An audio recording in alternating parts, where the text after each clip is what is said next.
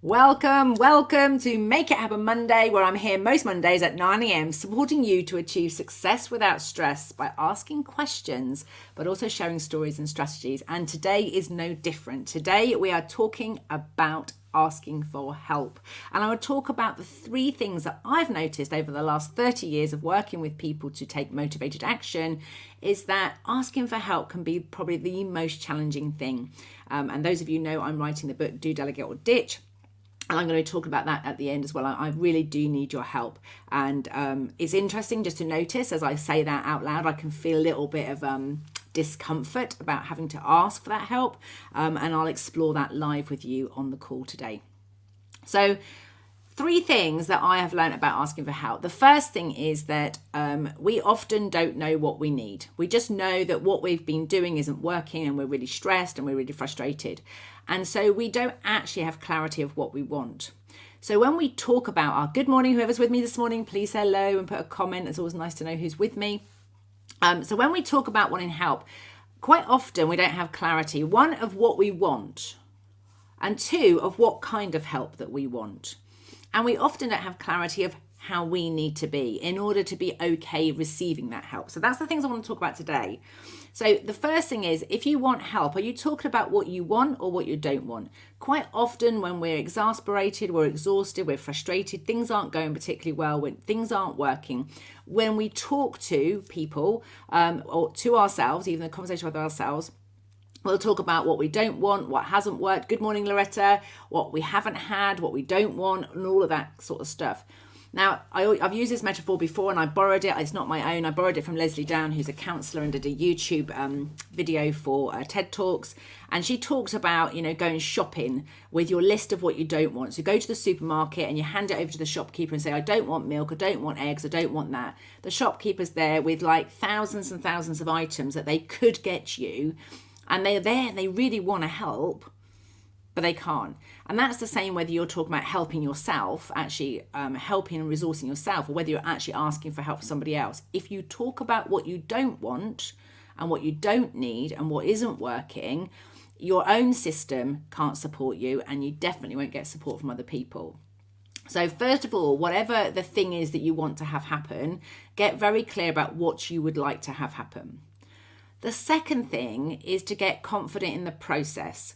Now, quite often, I just want to be happy, for example, might be one of the things. Oh, I want to be successful, or I want to make money, or I want to make a decision. Whatever the thing is that you want to have happen, most people forget that it's often not an instant thing. You don't go from here to here and that happens instantly.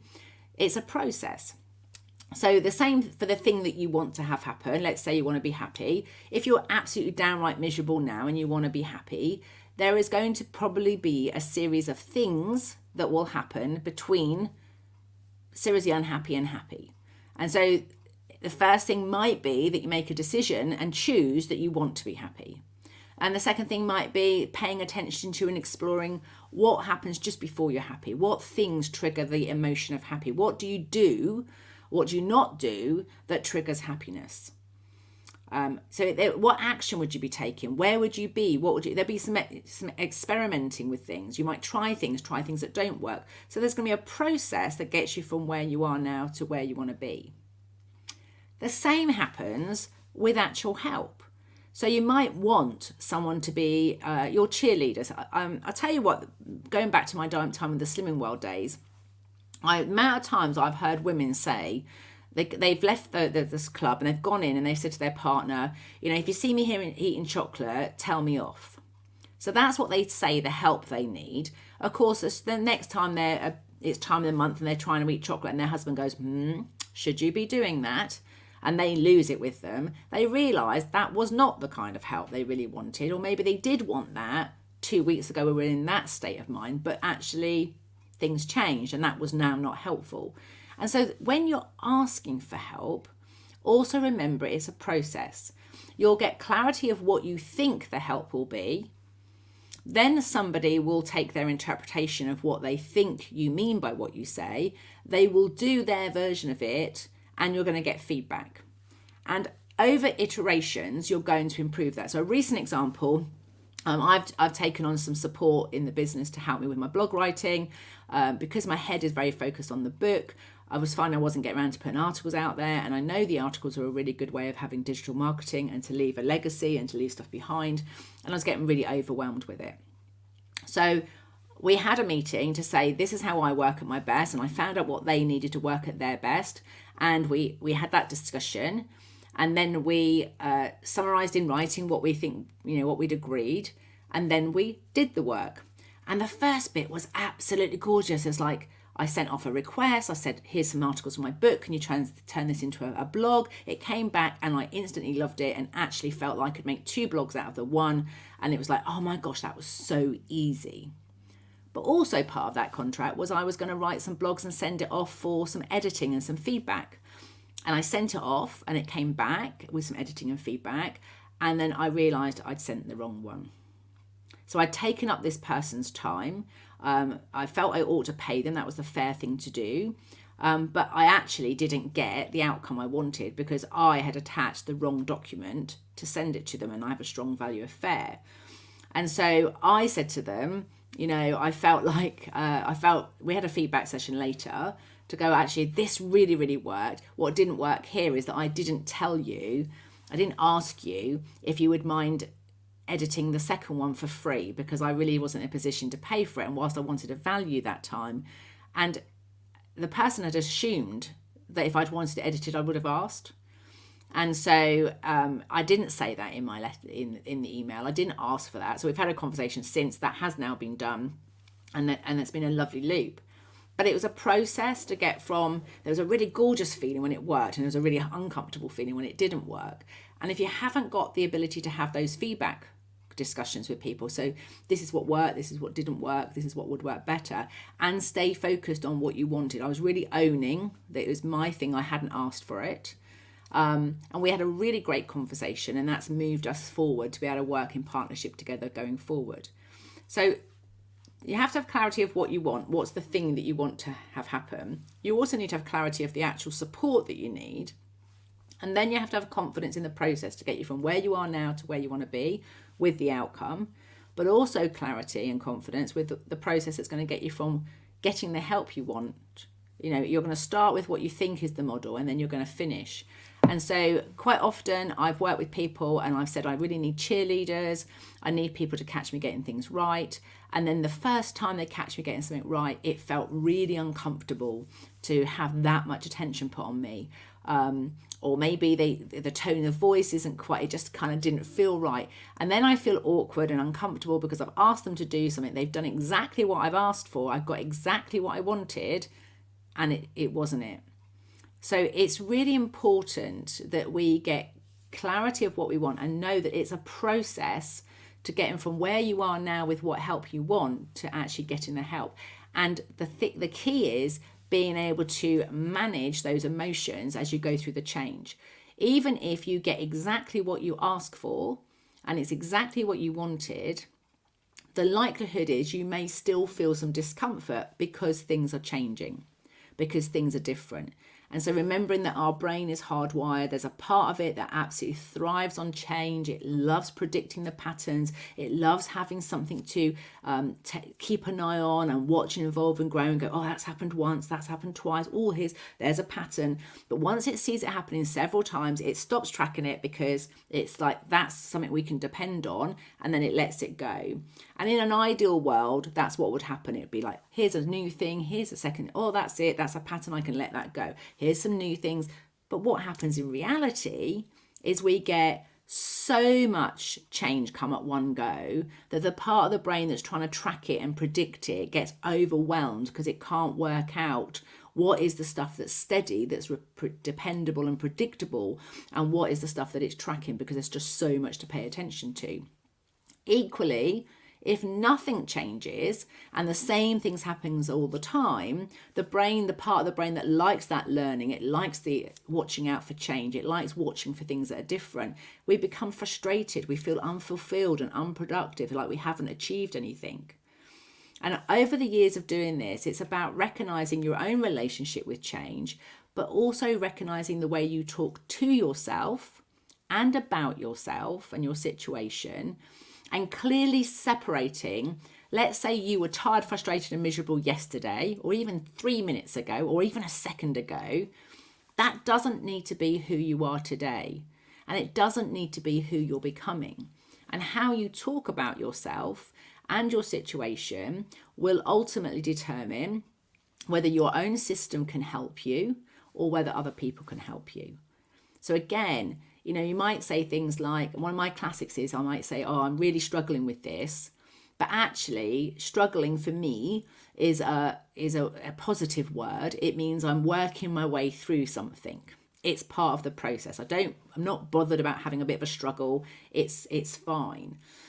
Whereas somebody else would hear struggling and think, oh, I need to help you. And they would come and try and give me some help. And actually, I was just externally processing my feeling and my emotion in the moment as I go through the change process. Equally, words like stress, I've learned that I actually get far more stress than I realise, and I don't pay attention to it in my body, or I didn't. Let me correct my story right now. There's a good example, right? I was somebody who didn't listen to my body. Okay, I would overeat. I wouldn't know when I was full. I would ignore the fact that I needed to exercise. So if I was getting stiff, I'd think that if my body was aching, I think, oh, I can't do anything. I was like, my body aching is actually a clue to say it needs to be moved because it's been left in a position for too long. It's stiff. I didn't know how to listen to and interpret the sensations in my body that were often stress related. I didn't know how to listen to my emotions, name the emotion, and ultimately, if I wanted to, ask the emotion what it'd like to have happen. I didn't know what my symptoms were for stress, often until I'd really hit a wall. So I've had 2 breakdowns, one in 2008 and another one in 2012. I went through a divorce I separated in 2003. My mum died in 2006, and my relationship with my daughter was really struggling, sort of 2010 to 2012. And in all those occasions, I was just holding it together, not asking for help, really pushing through all the time, ignoring what my system was telling me because I didn't know how to listen. Now, that's not who I am today, but I nearly said the story then as though that is who I am today, because I do understand the stress that my body goes under when I go through change. I do understand that some of it's really good for me and some of it isn't so good for me, but mostly it's about how much, how often, and how close together I'm going through change as to how stressed my body and my system become. And that learning to take some time out, the best help I can give myself is to reflect, look at what's happening and get clarity of what I'd like to have happen, and have confidence in what's the process, what's going to happen between where I am now and where I want to be. And when I've got clarity of what I want and the confidence to make that happen, then what happens is I change the way that I talk to and about my situation, and therefore I change the way that I ask for help. And therefore, I'm more likely to get the help that I want. And the people around me, one of the common mistakes I hear people doing is they ask the person that they've, let's say, for example, the only person you could have those feedback conversations with was your partner. So you expect your partner to do your accounts for you, or help you with your website, or to clean the house, or cook the dinner, or whatever it might be that you want help with. But what you've done is you've just asked the person that's the easiest to have those conversations with.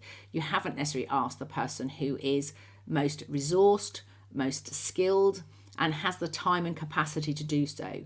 And so often what happens, we ask the person that's nearest, and perhaps the one we know that we're most familiar with, but they're not necessarily the best person to ask.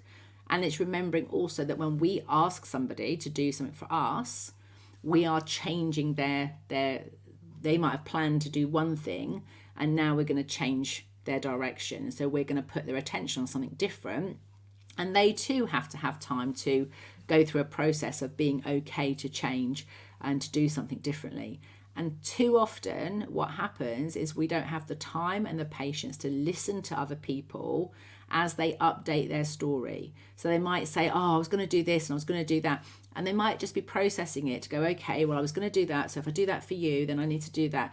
And it's almost like you hear part of the story and you don't give people time to adjust, to work out how they can change what they were going to do in order to be able to help you.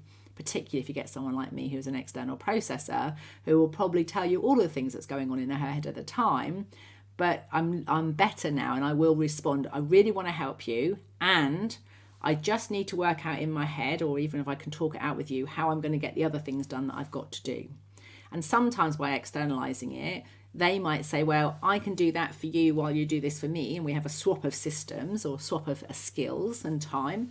And sometimes they work out that actually they decide that what I've got to do, they also want me to do that, and that actually that impacts them. And they decide to go and ask somebody else to help them. And so those processes and those conversations can help you to do that. So if you are struggling to get help, remember, get clarity of what you want. When you have the help, what's the outcome you want from the help? So why are you asking for help? What's the purpose of that help? Then get clarity of the process. What happens between where you are now and where you want to be? And also be aware of what's going to change. So it might be you might need to change the way that you talk about something, that might be the change of plans, it might be a change on impact on other people. And just think about, it does take us as human beings a little while to update our stories and to put what was in the present as the past, and what we're planning for the future becomes the present. So as we're going through time, our stories change. And if we talk about what we want and we have confidence in the process, and we can update our story as we go along with what's working, what's not working, and what could work better, and we can have those conversations with ourselves and each other, then asking for help is much easier. Loretta's just put, so helpful as always, thank you. She also got here, so true, emotions are strange visitors that come and go, not always helpful.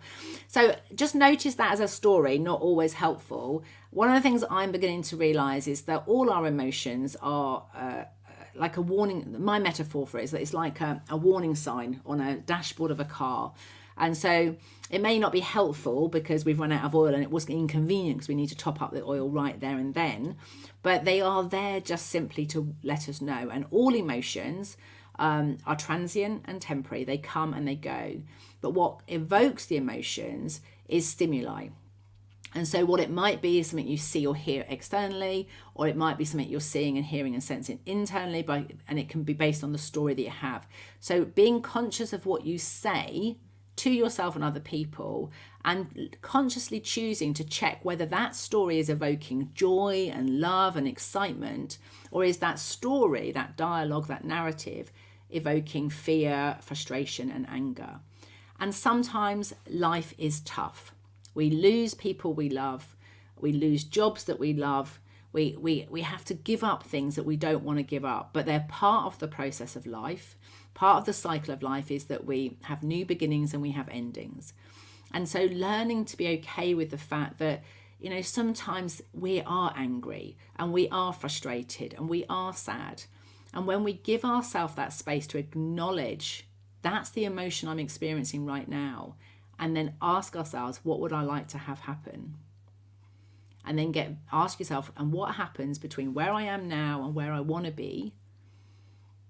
And what kind of resource or support might I need? Which I'm going to do those questions properly at the end of the video today. But without any further ado, I want to ask you for some help, okay?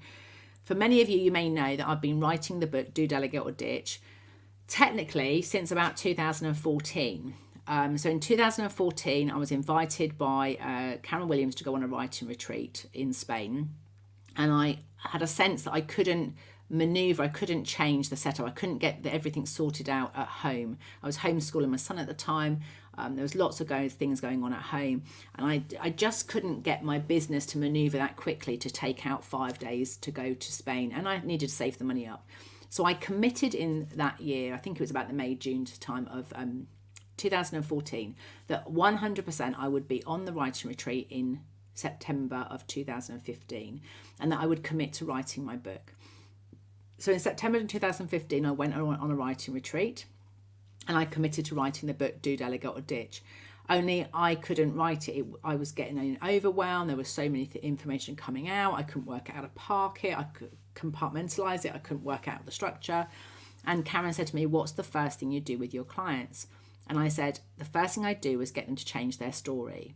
I'd get them to manage their critic and talk to themselves about what they'd like to have happen. So the first thing I do is turn overwhelm into clarity. And so that's where my book number 1 came about, Manage Your Critic from Overwhelm to Clarity in 7 Steps. And I talked through the clean language process that I use to help people become aware of the narrative that they're telling themselves and other people, and for them to check in and start listening to their system and noticing the feedback their system's given and whether that story is getting them what they want. And sometimes if we are angry and we're shouting about what we don't like, do you know, some people do come to our rescue and do stuff with us. But over time, that has an impact on the stress levels, both in your system and the people who are rescuing you to help you. And so it often was not a long-term strategy. It might get you instant results and responses, but over time, it wasn't a healthy way to have a relationship, and it wasn't the best way to manage yourself and your own emotional state. So the first thing I do with people is to change the way they talk to themselves and about themselves, so they can talk with clarity about what they want and the confidence in themselves in the process. And when we change the story that we tell ourselves, then we change the impact that it has on us, but also the people around us that want to support and resource us. So that was in 2015. That got published in 2016, and I launched the book. And then I was like, right, okay, I'm now ready to write Do, Delegate or Ditch. And I wrote the book, and I thought, oh, it's going to be so much easier now. Second time round, I've written one before. It's going to be so easy doing the second one. And it kind of was. I wrote it, and it was off. It went out for peer review, and people loved it, and they gave me some really lovely feedback. I had 12 people who bought a copy, so they've all spent, I think I charged, I think it was £10 or something. I can't remember how much I charged them, but they bought a copy. And because I knew that for me to be motivated to finish the book, I needed to know there were people that were waiting for it. And so those people bought the book, and it went off to the editor in March 2020. And when it came back, I really didn't like it. There was something missing, and I couldn't quite work out what it was at the time. But then we had the pandemic, and I had to move my business very quickly from online, live retreats to online programs. And as a result of writing the 7-Day Makeup and Motivator, I started to realize there was these principles, these mindsets and attitudes and belief that underpinned motivated action. And I realized that was not in the book, and that's what was missing. So I spent the last 2 years researching it, listening to my clients, collecting stories, collecting strategies, collecting the questions, and providing the evidence that supports that when we know about these principles and we bear those in mind, particularly with the story that we're telling, but when we communicate with other people to get what we want, then it makes life easier, that we can achieve that success without stress. So where I'm at right now is I've signed up for a 10-week program called the Unbound Writer with a lady called Nicola Humber, because I have a lovely book mentor, Karen Williams, who I adore and love, and she has really helped me get the structure sorted. And I've worked with another book mentor, Ben Joawa, and he is really good at doing the internal work and really sort of training yourself to be quiet and listen to yourself. And what I knew I need, but the price of both those, they were outside my budget at the moment. But fortunately not, this Nicola's course came along, and it was pay what you want. And so it was like, that's what I'm prepared to invest in it, and I'm prepared to give it my time. And now I'm tuning back into, because what I've realized is I've been listening externally to find out what my clients want. And I'm now going through a quiet reflective time for the next 10 weeks to really tune into and be able to just have some guidance to write the book rather than trying to write it to please other people. I've got to trust now that I've learned everything and it's going to flow. But here's where it is at the moment.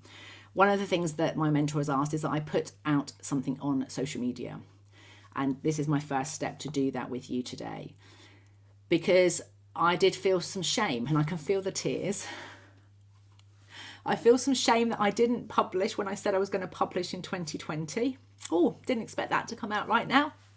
But bear with me if you're watching and it feels uncomfortable seeing me a bit upset. These are just emotions.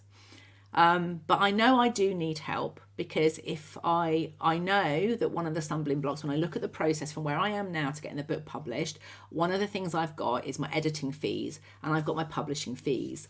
And I really am committed to saving money to help my husband to retire this year. So I really need to make sure my business is really profitable, and spending out huge amounts of money on publishing and editing fees would have a massive impact. So I know that I need help. I need 3 kinds of help. One, I need to have feedback from people who find what I'm putting out there is useful and resourceful. So Loretta, thank you by saying so helpful as always, because I hear that today and it reassures me that what I'm doing is of value and it makes a difference and keeps going. Because when I'm going through change and it's uncomfortable and there's emotions, it's really easy for me to forget that what I'm saying has got value and it matters. So one kind of help that I need is to have any messages to come through to me, private or otherwise, on here. But if I've helped you get success in your life and you've managed to ease the stress, I do say without stress, but I think there's always an element of stress when we go through change, but you've had the confidence and the clarity to push through that bit of discomfort. So the stress is not the kind that makes you ill or spoils your relationships. It's one that is just like, oh, I've got to grit it and get through for a moment rather than a permanent state of stress. So one kind of help is to let me know if I've helped you. Second is I do need some cheerleaders. I need people who are in 5 weeks' time that will just check and see how it's getting on with the book. And the third one is I do need people to help me get the word out there, because I'm going to need a whole load of people to help me share a crowdfunding page and to support me along the way. And I know right now, if I don't know I haven't got the support for the crowdfunding and I don't have the cheerleaders and I don't have the feedback, I will get as far as writing it, but I do know that's the next part of the process. So whilst I can incubate and I can shut out the world and I can just write and write intuitively, that will get me a good manuscript. But I know the next part of the process is going to be that I've got to pay for the publishing. So I need to be able to sell copies of the book, or I need to be able to sell places for my Do Like It or Ditch Academy. So I need more people to know about that. And so I will need your help. So if you can help in any of those ways, send me a story to say how I've helped you. Ask me in 5 weeks' time what's happening with the book and encourage me. And thirdly, help me with any fundraising to just raise awareness that the book's coming out. I'd really appreciate that today. And I'm just going to, with the last 2 or 3 minutes of today's video, just want to sit with what just happened in that moment. So what happened is I feel shame that I asked people for help back in 2020, in fact, 2019 to 2020, and that I didn't deliver on time. But I really am proud of the fact that I could have pushed myself to meet that deadline to please other people, or I could pull it back and say, actually, it's more important I get the book right. And I couldn't have predicted the pandemic, and I couldn't have predicted how much my life was going to have to change, and that I was going to have like members of the family at home all the time. And so I had to deal with a lot of change in the last 2 years, as everybody else. And so I can come to this now with more compassion and be kinder to myself. But equally, I don't want to. I know that I'm motivated when I know other people care about something, when other people are interested in it, when other people want me to get the book finished. That will motivate me. Now, a year ago, that would have felt like stress and pressure, because they could have told me every day they want me to do it, but my head just wasn't there. I had to do the work. I had to do the research. I had to do the training. I had to apply some of the stuff I was learning before I feel comfortable to write a book and publish it. I cannot put it out there until I've walked my talk. And so there's been a couple of chapters towards the end where I've really needed to find out what worked for other people and then apply it in my own life to make sure that I am okay with it, that I can see how it works. So that if I'm asked questions or challenged on it, I have got an experience of it. So that's what's just happened for me, and I now feel free of that. So those who have watched this video right to this point and have listened, the 3 that are on live today, I thank you with all my heart. It really does make my day when people come and join me at 9 o'clock. That is Make It Happen Monday for today. I would love to know now, I'm going to ask you the questions. Given what you've just heard, what would you like to have happen? Whether it's in relation to me and my book and my help, or whether it's in relation to what you'd like to have happen and how you'd like to be better at asking for help. Given what you know now, what would you like to have happen? Write down your outcome. Notice whether your statement is talking about what you want or what you don't want. And if it's about what you don't want, or what you want less from, or you want to get away from, then try asking yourself, when you don't have it, or when you have less of it, or you get away from it, then what happens? And see whether you can keep asking that question until you have an outcome that's focused on what you want. your desired outcome, the actual thing you want instead. And then when you've got your outcome written down, think about how do you need to be for that to happen? What kind of you is that you? And I know for me, I have to really step into and own that confident me. Yes, it's a bit wary and I'm a little bit unsteady with it a little bit occasionally, but I can push through that discomfort. And what I need to do is really embrace and hold on to and connect with that confident version of me. What about you? How do you need to be? And lastly, what kind of resource or support might you need for you to be like that and for you to get your outcome? And that might be you just need some time. It might be a glass of water, some food. It might be that you need someone to listen to you. It might be that you need questions or feedback, or you might need some physical help, someone to physically lift, move, or shift something. Think about what kind of resource or support might you need. And without any further ado, I'm going to bring this week's episode of Make It Happen Monday to a close. I want to wish you an amazing week, and I'll be back with you live again at 9 o'clock next Monday. And next week, we are talking about success. And we're going to be defining what success is for you. And we're going to be doing anyone who wants to come on live next week, I will happily coach you and ask you questions. And in the absence of that, I'll be sharing some stories. But in the meantime, have an amazing week. Do more of what you love. Delegate the stuff you don't, and ditch the critic that says you can't. Have a fantastic week, everybody. Thanks for joining me.